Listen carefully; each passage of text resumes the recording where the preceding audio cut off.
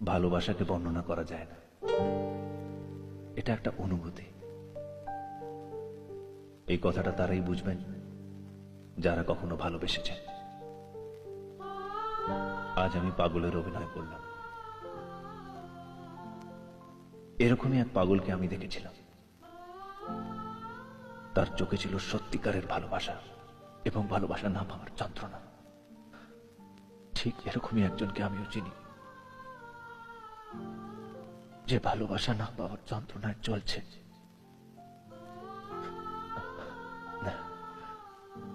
প্রতিযোগিতা জেতার জন্য আমি একটি বোনের হাত ধরেছিলাম, তার কাছ থেকে ক্ষমা চাইছি।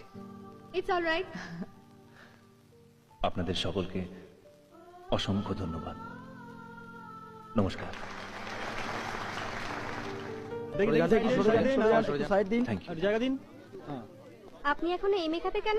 বাড়ির লোককে দেখাবে আর কি।